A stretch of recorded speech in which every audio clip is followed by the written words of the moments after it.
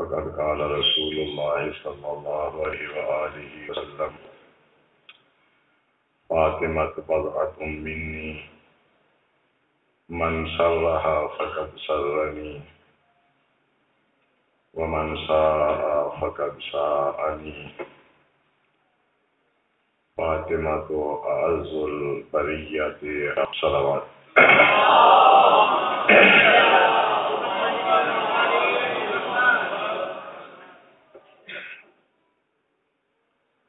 آج چونکہ حضرت صدیقہ طاہرہ صلوات اللہ علیہا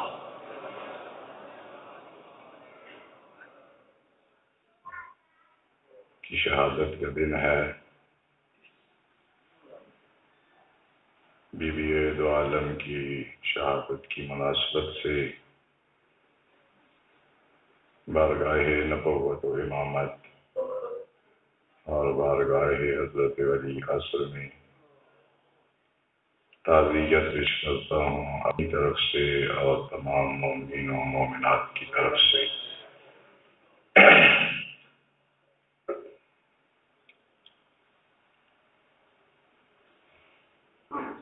پوری کائنات میں ایک ایسی عظیم خاتون جس کی نظیر اور مثال نہ مشکل ہی نہیں ہے بلکہ محال ہے، خداوند متعال کے ہاں وہ عظمت کہ انبیاء رش کرنے لگے اور وہ اہمیت کہ تمام مخلوقات پر حجج الہی جنہیں ہم آئمہ اور امام کہتے ہیں، وہ یہ ارشاد فرمائیں کہ نحن حجج اللہ علیکم و فاطمۃ حجۃ علینا، کہ ہم تم پر اللہ کی حجت ہیں اور ہم پر اللہ کی حجت فاطمہ ہے صلوات اللہ علیہ۔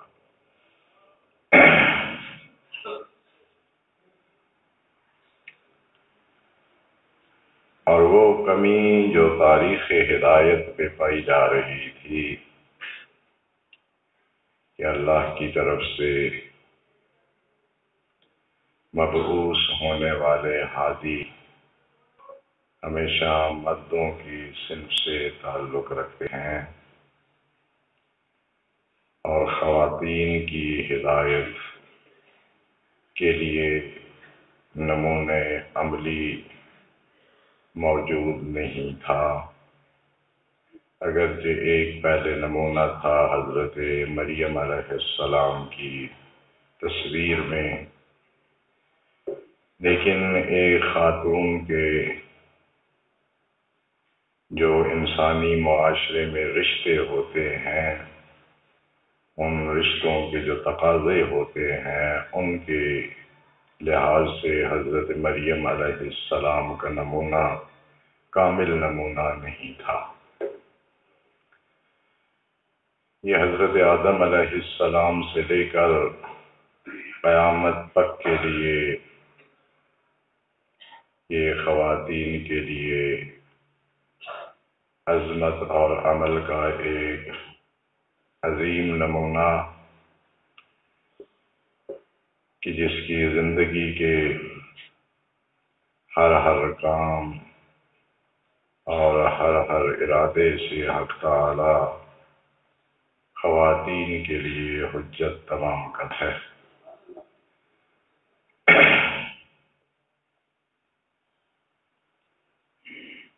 خداوند متعال کے ہاں جو لوگ بھی عظمت کے مقام پہ فائز ہوتے ہیں، اللہ کے ہاں یہ عہدے سفارشوں سے یا حمایتوں سے نہیں ملتے، جتنا کسی کا عہدہ اس کے لیے بڑا ہوتا ہے اتنا ہی وہ اپنی زندگی میں بڑا امتحان دیتا ہے۔ اس کے ہاں عہدے اطاعت سے پائے جاتے ہیں، نافرمانی سے عہدے نہیں ملتے۔ لہذا اگر کسی کی عظمت اور مقام میں بلندی ہوگی اس کی بارگاہ میں، اس کے دربار میں، تو یہ حتمی سی بات ہوگی کہ بس اس ذات کا مقام اطاعت میں بھی وہی بلند مقام ہے جو اس کی بارگاہ میں عظمت کا درجہ پایا جاتا ہے۔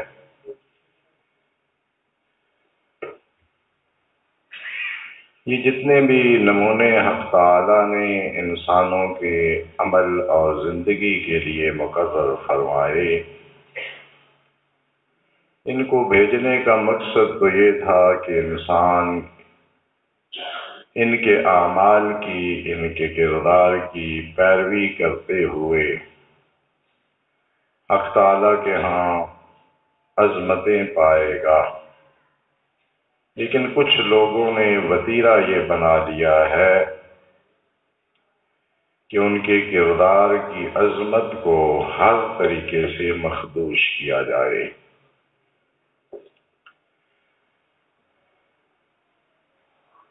خداوند متعال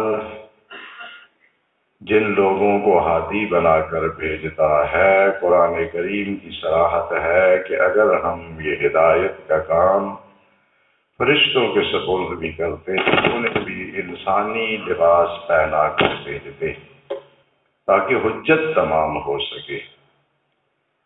اگر ہادی ایسے ہوں جن کی ضروریات ہماری ضروریات سے مختلف ہوں، جنہیں زخم سے اذیت نہ ہوتی ہو، بھوک سے اذیت نہ ہوتی ہو، بیماری سے اذیت نہ ہوتی ہو، تو پھر ہم ان مصیبتوں اور آزمائشوں میں جکڑے ہوئے انسانوں کے لیے وہ نمونۂ عمل نہیں بن سکے۔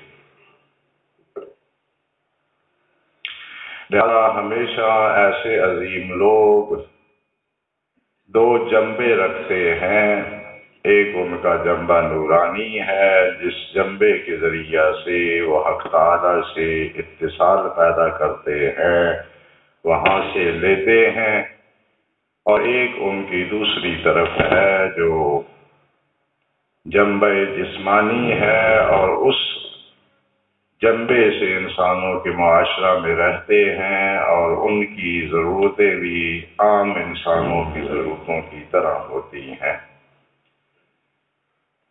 چونکہ ہم اللہ کی قیمتی ترین چیز جنت کو بھی کوڑیوں کے بھاؤ بیچتے ہیں اور کوڑیوں کے بھاؤ میں خریدتے ہیں، لہذا ہمارے ہاں عظمتیں جو ہیں ان کا کوئی معیار ہی نہیں ہے۔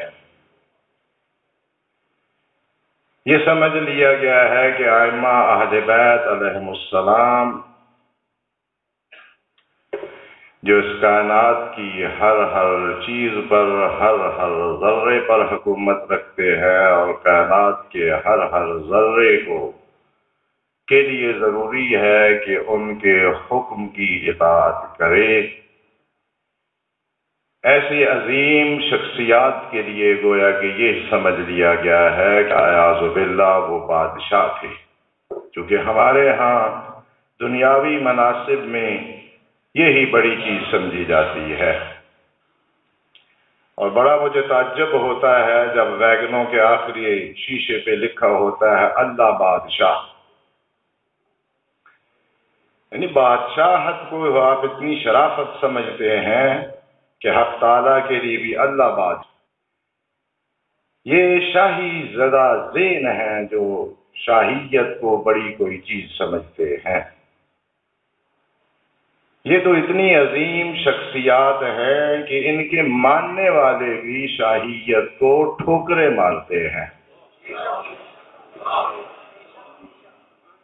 آپ یہ سمجھتے ہیں کہ یہ بڑی کوئی اعزاز کی بات ہے، وہی دنیاوی معیار اور وہی دنیاوی فضیلتیں انہیں جا کے تطبیق کرتے ہیں ان لوگوں پر اور اس ذات گرامی پر کہ جو فرماتا ہے کہ دنیا مجھ سے دور رہنا، میں نے تو تجھے 3 طلاقیں دے دی ہیں۔ جن کے بعد پھر رجوع نہیں کیا جا سکتا۔ غری غیری، یہ علی ہے جس کے پاس تو آیا جا، میرے غیر کو دھوکہ دے، میں تیرے دھوکے میں نہیں آ سکتا، نہ تو مجھے دھوکہ دے سکتی ہے۔ خداوند متعال کے ان مخصوص اور برگزیدہ شخصیات کی ہمیشہ سے خصوصیت یہ رہی ہے کہ انہوں نے اپنی انفرادی زندگی میں کسی کا سہارا نہیں لیا ہے۔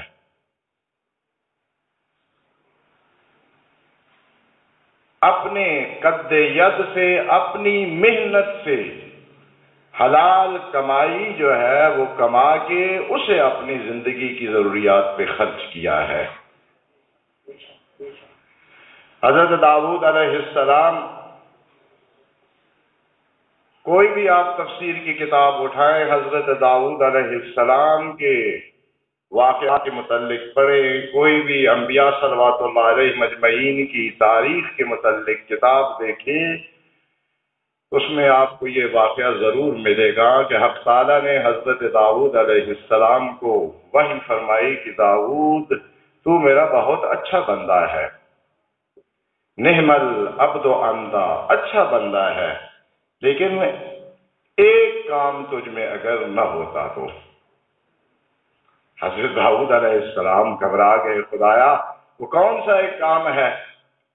آپ فرمائے میں اس کو ترک کر دیتا ہوں، اس سے اجتناب کرتا ہوں۔ حکم ہوا کہ داؤد تو بڑا میرا اچھا بندہ ہے، سب کام تیرے اچھے ہیں، لیکن تو اپنی روزی جو ہے وہ بیت المال سے لیتا ہے،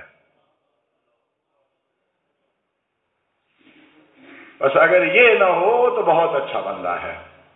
عرض کی خدایا میں کیا کر سکتا ہوں، میں تو کوئی صنعت نہیں جانتا، میں کچھ نہیں کر سکتا، تو پھر اپنی زندگی کے مخارج کہاں سے نکالوں؟ فرمایا یہ تیری مشکل ہم حل کر دیتے ہیں، آج سے تو لوہے کو ہاتھ لگائے گا وہ موم کی طرح نرم ہو جائے گا۔ چنانچہ یہ حاکم الہی سارا دن لوہے سے زریں بناتے، وہ زریں فروخت کر دے، اس کی آمدن سے اپنی زندگی کے مخارج برداشت کرتے۔ یہ جو پیروں والا مزاج ہے اور پولیس والا مزاج کہ کمائے کوئی اور کھائے کوئی، یہ ان منصب داران الہی کے مناسب نہیں ہے۔ وہ تو اپنے قد ید سے امیر المومنین صلوات اللہ علیہ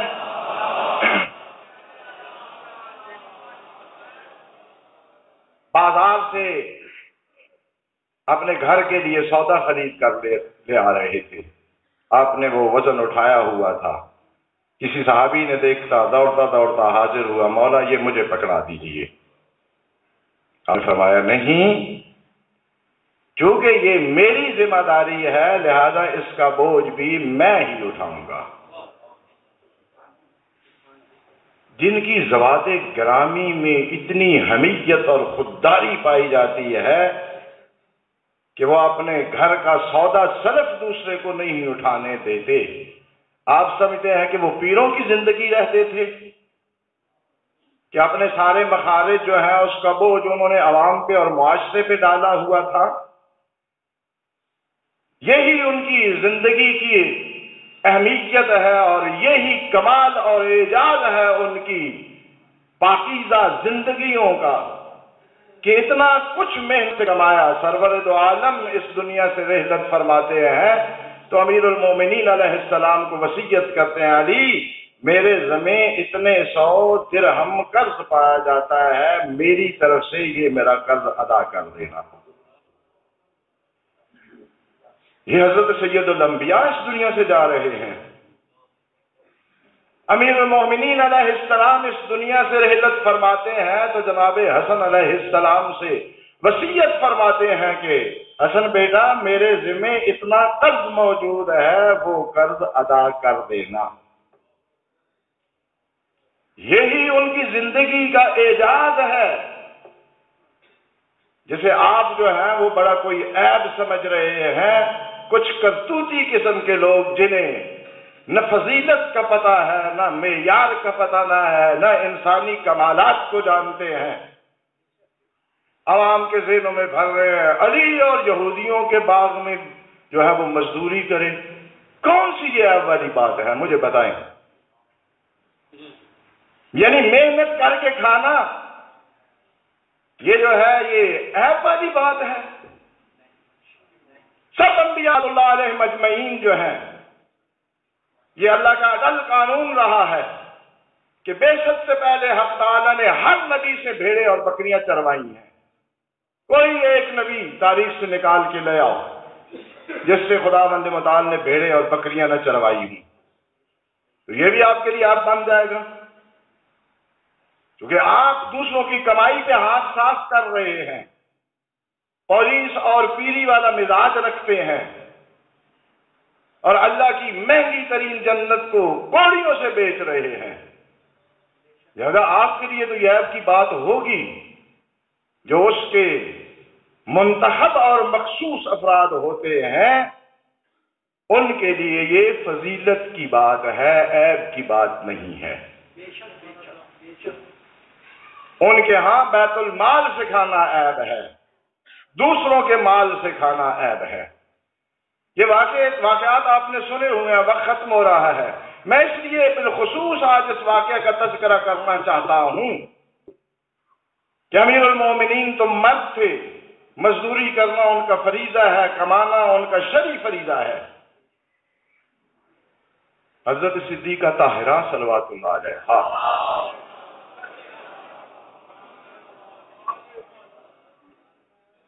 جو اسلام ہم سے مطالبے کرتا ہے کہ خواتین کی کمائی نہ کھائیں، کیا وہ جناب صدیقہ طاہرہ سے کمانے کا مطالبہ کرے گا؟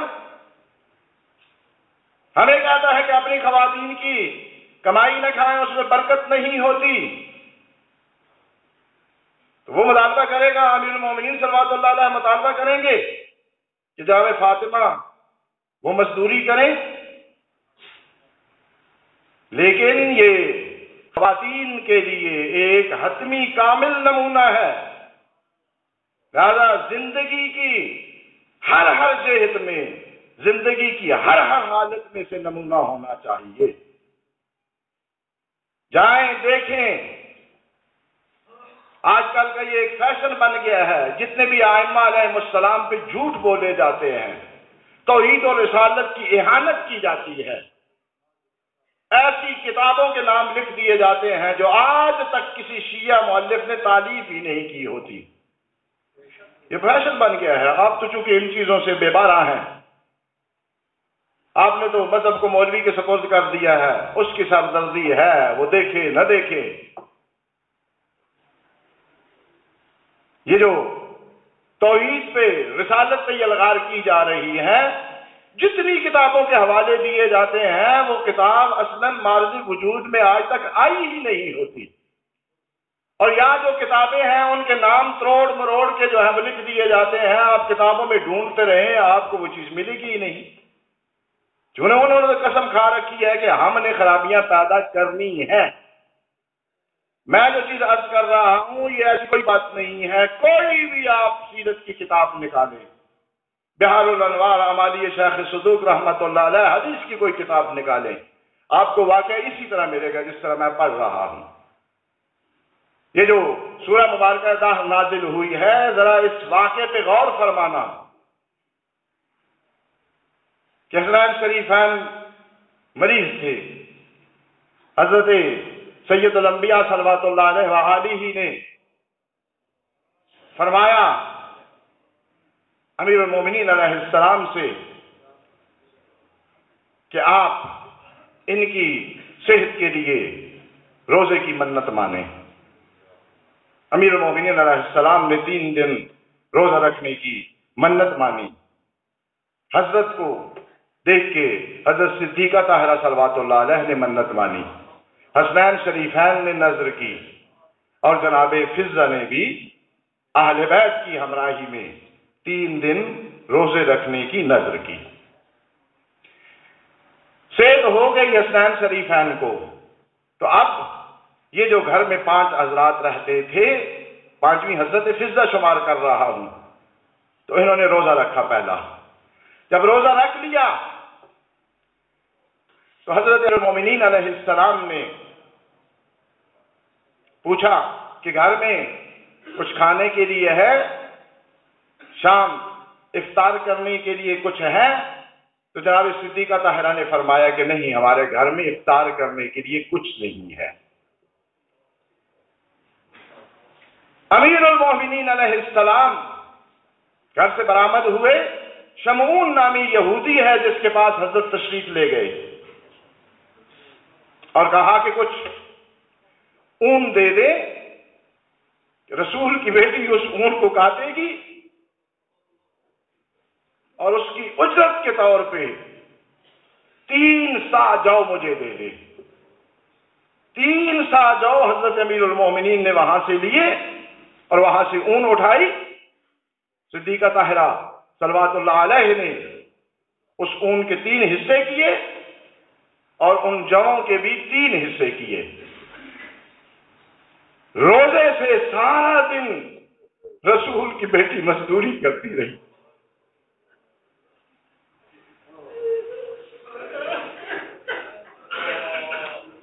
اور پھر شام کو ان جووں کا آٹا تیار کیا اور پھر 5 روٹیاں جو کی بن گئیں۔ جب افطار کا وقت ہوا، روایت کے الفاظ پڑھ رہا ہوں، نبی اکرم صلی اللہ علیہ وآلہ وسلم کی معیت میں امیر المومنین علیہ السلام نے نماز ادا کی۔ نماز ادا کرنے کے بعد گھر تشریف لے آئے، دسترخوان بچھایا گیا، 5 روٹیاں رکھ دی گئیں، گھر کے 5 حضرات دسترخوان پہ بیٹھ گئے۔ روایت کے الفاظ ہے کہ جب امیر المومنین علیہ السلام نے پہلا لقمہ توڑا تو باہر دروازے سے آواز آئی کہ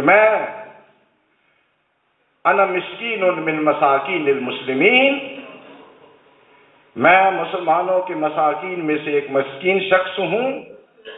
السلام علیکم یا اہل بیت النبوہ، اطعمونی، مجھے کھانا کھلائیں، اس کھانے سے کھلائیں جو آپ خود کھا رہے ہیں۔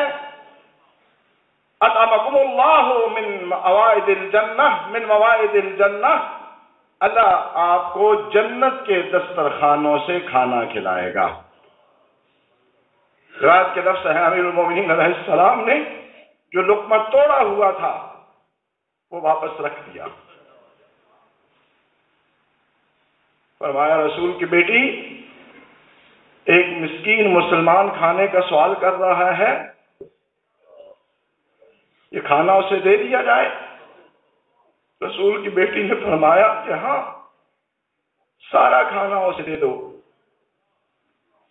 کھانا لے کے چلا گیا۔ دوسرے دن پھر اس اون کا دوسرا حصہ اس کو رسول خدا کی بیٹی نے کاٹا اور دوسرے حصے کی روٹیاں تیار کی۔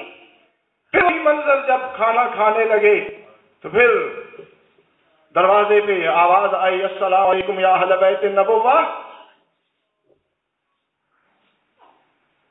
اور پھر آواز کہ انا یتیم من یتام المسلمین، میں ایک مسلمان یتیم ہوں، مجھے کھانا کھلائے، انا جائعٌ، میں بھوکا ہوں۔ اور پھر وہی دعا کہی کہ خداوند متعال آپ کو جنت کے دسترخوان سے کھانے کھلائے۔ چنانچہ پھر کھانا دے دیا گیا۔ تیسرے دن پھر رسول کی چہیتی نے سارا دن مزدوری کی اور شام کو پھر کھانا تیار ہوا۔ آج آنے والا مسلمان نہیں تھا، کہا السلام علیکم یا اہل بیت النبوہ، انا اسیر من اسار المسلمین، میں ایک قیدی ہوں جسے مسلمان قید کر کے لائے ہیں۔ اور پھر ایک جملہ کہا کہ آج تک بتلاتے ہیں اور رسیوں میں جکڑ دیتے ہیں لیکن ہمیں کھانا نہیں کھلاتے۔ پھر پورے کا پورا کھانا اس اسیر کے سپرد کر دیا گیا۔ جس نظام میں، جس گھر میں رسول کی بیٹی روزے سے سارا دن مزدوری کر سکتی ہے، تو اس گھر میں امیر المومنین علیہ السلام مزدوری نہیں کر سکتے؟ مزدوری کرنا جو ہے یہ کوئی عیب کی بات نہیں ہے، یہ شرافت اور فضیلت کی بات ہے۔ یہی وہ مناظر تھے جو ملائکہ نے دیکھے ہوئے تھے، یہی وہ مناظر تھے جو ملائکہ مشاہدہ کرتے تھے۔ تو جب میدان کربلا میں نواسہ رسول نے استغاثہ بلند کیا تھا تو سید الملائکہ نے کہا تھا خدایا فاطمہ کا بیٹا حسین مدد مانگ رہا ہے، مجھے اجازت دے کہ میں نواسہ رسول کی مدد کروں۔ میں نے وہ مناظر دیکھے ہیں کہ فاطمہ نے کس طرح چکیا پیس پیس کے حسین کو پالا ہے۔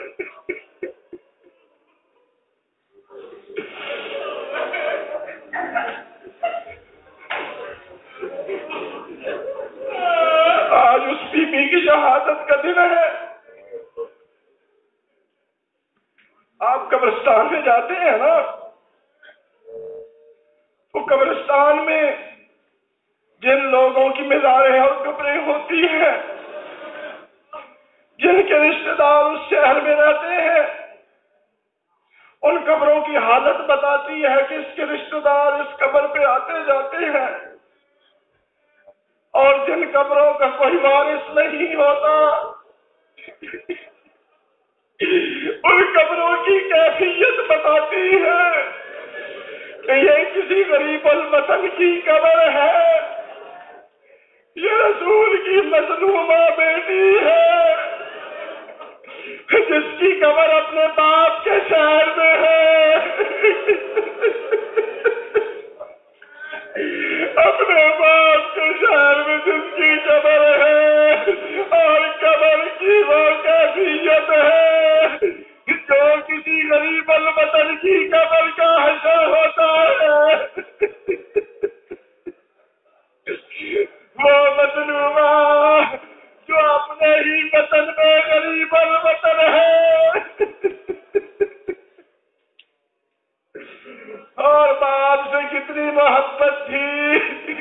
بس ایک جملہ عرض کر رہا ہوں، روایات میں ہے کہ 7 دن تک فاطمہ کو یہ ہمت نہیں ہوئی کہ بابا کی قبر پہ جائے۔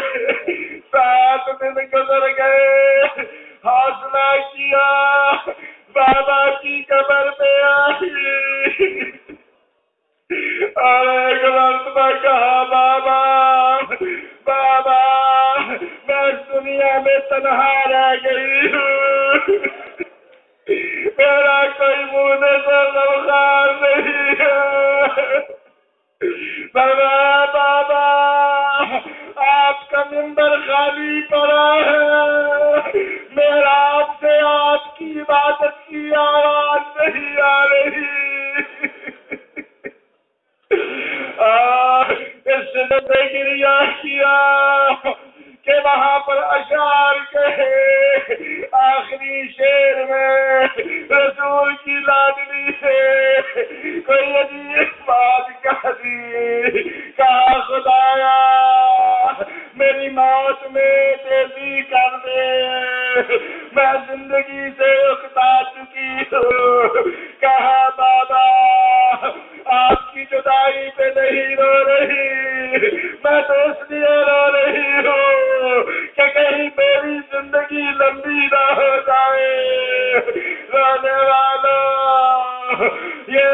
معظمہ جس کا احترام سرور دو عالم کرتے تھے، کیا ہوا جب امیر المومنین نے قبر میں لاحد میں فاطمہ کو رکھا، ایک مرتبہ قبر سے ہاتھ نمودار ہوئے، میت کو اپنی تعمیر میں لیا، امیر المومنین نے کہا آج وہ امانت واپس لے لی گئی ہے جو امانت میرے سپرد کی گئی تھی۔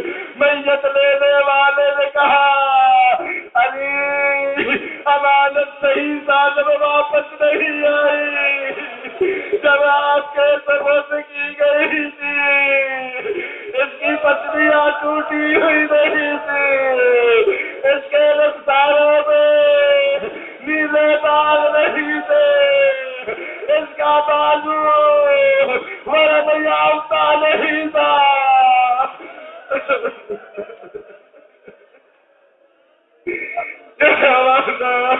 یہ رسول کی حوالت وزارت میں رسول تک نہیں پہنچی جس حال میں رسول سوالت کا توڑ گئے تھے۔ شاید یہی وجہ ہے جب سفر کر بیٹھے امیر المومنین اپنا رخ انور روضہ اقدس کی طرف پھیرا، اپنی طرف سے سلام کیا، رسول کی بیٹی کی طرف سے سلام کیا، ایک لمبا تفصیلی خطبہ دیا جس میں ایک جملہ مولا نے کہا تھا جو مولا کی زندگی کی حسرت بن گیا، کہا اللہ دیکھ رہا ہے یا رسول اللہ، آپ کی بیٹی کو مخفیانہ تلے میں دفن کر رہا ہوں، اللہ دیکھ رہا ہے کس کا حق تو روزے روشن کو غصب کیا گیا لیکن رات کے اندھیرے میں سے دفن کر رہا ہوں۔ اللہ رحمت اللہ علی القوم الظالمین۔